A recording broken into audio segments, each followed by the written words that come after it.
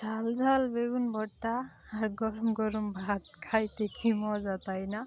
এপাশেতে বলতেছে খুবই ঝাল হয়েছে, এত পরিমাণ ঝাল হয়েছে। আর দেখো একদম মরিচ লাল টকটকা হয়ে আছে। আমি কিভাবে মরিচ পুড়ে বেগুন ভর্তা করলাম সেটা আপনাদের সাথে আজকে শেয়ার করব। মরিচটা আমি সুন্দর করে একটা শোলার মধ্যে গেঁথে রাখছি। পুরো ভিডিওটা আজকে আপনাদের দেখতে পারবেন। আসসালামু আলাইকুম, কেমন আছেন সবাই? আশা করি সবাই ভালো আছেন। আলহামদুলিল্লাহ, আমিও ভালো আছি। আজকে রাতে হঠাৎ করে জামাই বলল যে আমার না ঝাল ঝাল বেগুন ভর্তা খাইতে ইচ্ছে করছে। আর আমার এই পাশে মনে পড়ে গেল আমার মা হচ্ছে আগে যখন আমাদের রান্নাঘর ছিল না, আমার মা তখন মানুষের বাড়ি বাড়ি শোলার মধ্যে মানে মরিচ, শুকনো মরিচ গেঁথে গেঁথে নিয়ে মানুষের চুলা থেকে পুড়ে নিয়ে আসে, আমাদেরকে আলু ভর্তা করে খাওয়াইছে, শুটকি ভর্তা কি বেগুন ভর্তা। তো এখানে এসে দেখি আমার খালা শাশুড়ি না ওইভাবে আর কি ভর্তা করে, মাঝে মাঝে আমার খুবই ভালো লাগে ওটা দেখে। তো আজকে আমারও মনে পড়ে গেল যে আমিও আজকে এইভাবে ভর্তাটা করি, যেহেতু জামাই খাইতে চাইছে ঝাল ঝাল বেগুন ভর্তা। আর ওর কাছে ভর্তাগুলো খুবই প্রিয়, একটু ঝাল বেশি করে দিয়ে ভর্তা করে দিলে ওর আর কিছুই লাগবে না, মাছ মাংস কিছুই লাগবে না। তো যেই কথা সেই কাজ, করতে দেরি না, আমি সঙ্গে সঙ্গেই তিনটা বেগুন নিয়ে নিলাম, নিয়ে সুন্দর করে কেটে বেছে চুলাতে দিয়ে দিলাম সিদ্ধ। আর এ পাশে নিয়েছি আমি শুকনো মরিচ, কটা শুকনো মরিচ নিয়ে নিয়েছি, আর একটা পেঁয়াজ নিয়ে নিয়েছি। এ পাশে মরিচগুলা মানে ভালো করে শুকায় আমি বয়ামের মধ্যে রাখছিলাম। আর একটা শোলা নিয়ে আসলাম, এটাকে আমরা শোলা বলি, আপনারা কি বলেন সেটা জানি না, একটু বলবেন। পাটখড়ি বলেন না কি বলেন। এর মধ্যে এখন আমি গেঁথে গেঁথে নেব, এই যে মরিচের বোটাগুলো আছে না, সুন্দর করে এর মধ্যে ঢুকিয়ে নিলাম। নিয়ে হচ্ছে আমি এটা চুলাতে পুড়বো। এখন হচ্ছে আমি কোথাও যাইতে পারবো না, কারণ রাতকাল তো, এই জন্য ভাবলাম যে আগে আমার বেগুনটা সিদ্ধ হোক, তারপরে হচ্ছে আমি মরিচটা ওই গ্যাসের চুলার আঁচটা কমায় দিয়ে আমি সুন্দর করে সিদ্ধ করে নিতে পারবো। তো পাশে দেখি আমার বেগুনটা বক বক বক বক করতেছে, একদম মানে খুব খুব সুন্দর হয়ে গেছে, সিদ্ধ হইতেছে।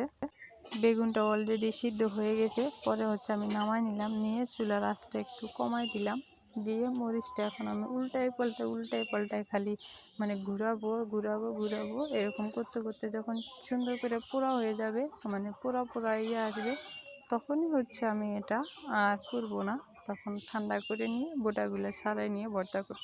তো আমি কীভাবে ভর্তা করি সেটা আপনারা দেখতেই থাকেন, দেখে খুবই মজা পাবেন, আপনারা দারুণ মজা পাবেন। এবং কি আপনারা এভাবে ভর্তা করে খায়া দেখেন কি স্বাদ, গরম গরম ভাতের সাথে ঝাল ঝাল বেগুন ভর্তা খাইতে যে কি মজা, সেটা না খাইলে বুঝতেই পারবেন না, না দেখলে বুঝবেনই না।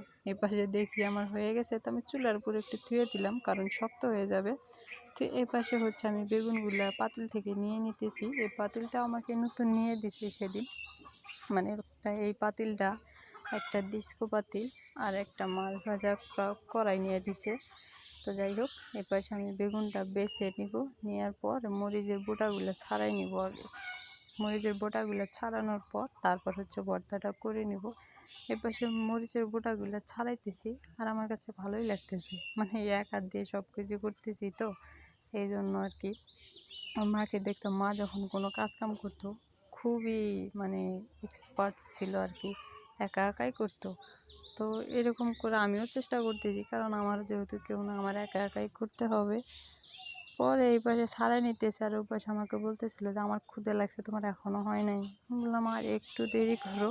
এ পাশে হচ্ছে মরিচের বোটা ছাড়াই নিলাম, ওর জন্য আমি এত তাড়াহুড়া করে নিছি, কারণ যেহেতু ওর খিদে লাগছে, আর যখনই খিদে লাগে তখনই খাওয়ানো হয় না, আর যদি তখন না খাওয়া হয় তারপরে আর খাইতে ইচ্ছা করে না, এই হচ্ছে আমার অবস্থা। পরে আমি হচ্ছে সুন্দর করে নুন টুন দিয়ে মরিচটা ডলে নিলাম, কাঁচা পেঁয়াজ দিয়ে ভর্তা করব, কিন্তু এটা কাঁচা পেঁয়াজ কাঁচা সরিষার তেল দিয়া। তো এটা হচ্ছে মাখায় নিলাম, নেওয়ার পর এখন দিয়ে দিব খাঁটি সরিষার তেল। খাঁটি সরিষার তেলের ঘ্রাণটা যে এত সুন্দর আসে, আর শুকনা মরিচ পোড়ার ঘ্রাণটা এত সুন্দর, কি বলবো, মাশাআল্লাহ। আপনারা এর সাথে যদি আরও ধনিয়ার পাতা থাকতো আরও খাইতে খুবই বেটার হতো, কারণ এখন ধনিয়ার পাতার সিজন না, ধনিয়ার পাতা নাই, এই জন্য আমি কাঁচা সরিষার তেল দিয়েই করতেছি ভর্তাটা। এপাশে বেগুনটা ভর্তা করে নিতেছি, মরিচ পেঁয়াজ সব কিছু আবলাই নিয়ে পরে হচ্ছে বেগুনটা মাখাই নিব। এখন বেগুন মাখাইলে অনেক সুন্দর হয়ে যাবে। আমি পাশে সুন্দর করে নাড়াচাড়া করে নিতেছি, মানে ভালো করে মাখা নিয়ে ভর্তা করলে সব জায়গায় নুন মরিচটা লেগে যাবে আর খাইতেও ভালো লাগবে। ভর্তাটা অলরেডি শেষ হয়ে গেছে, এখন আমি বাটিতে বেড়ে নিব আর হচ্ছে ওকে ভাতটা বেড়ে দিব। আর এই প্লেটটাতে আমিই খাবো, আগে আমি প্লেট মুছে খাইছি। মা যদি শিলপাটায় কোনো কিছু ভর্তা করতো, সেই শিলপাটাটা মুছে আমি খাইছি। আর এখনও সেই খাওয়াটার অভ্যাস আমার আছেই। ওই প্লেটটা আমি রেখে দিলাম যে ওই প্লেট আমি খাবো। আর এই প্লেটের মধ্যে দিতেছি আমার জামাইকে, কারণ ওর নাকি খুবই ক্ষুধা পাইছে। একে দিয়ে আমি এখন ডাকতেছি যে আসো আসো, খেয়ে যাও তাড়াতাড়ি, না হলে ঠান্ডা হয়ে যাবে। পরে আমি ভাত দিলাম, দিলাম 2 চামচ। ও বলতেছে আমার 2 চামচ ভর্তা দিয়ে হবে না, আমার আরও লাগবে। নাও, যতটুকু লাগে, তুমি যদি খাইতে পারো নিয়ে নাও, সমস্যা নাই। এই দেখেন কি সুন্দর প্লেটটা, তাই না?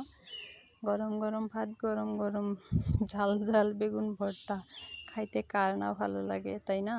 এপাশে বেগুন ভর্তা দেখে ঘুমাইতেছিল আর খাইতেছিল, কিন্তু ঘুম থেকে উঠে এসে বলতেছে কাম করতেছে আর ঘুমাইতেছে, ওর নাকি ঘুম ধরে গেছে।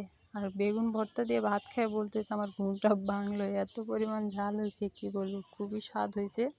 আর মানে আমার কাছে খুবই ভালো হয়েছে, মনটা করতেছে আমি এক পাতিল ভাত খাই ফেলি।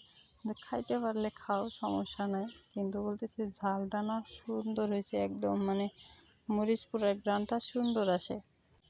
তো সবাই ভালো থাকবেন, সুস্থ থাকবেন। আর আজকের ভিডিওটা কেমন লাগলো একটু জানাইবেন। আল্লাহ হাফেজ, দেখা হবে নেক্সট ডে।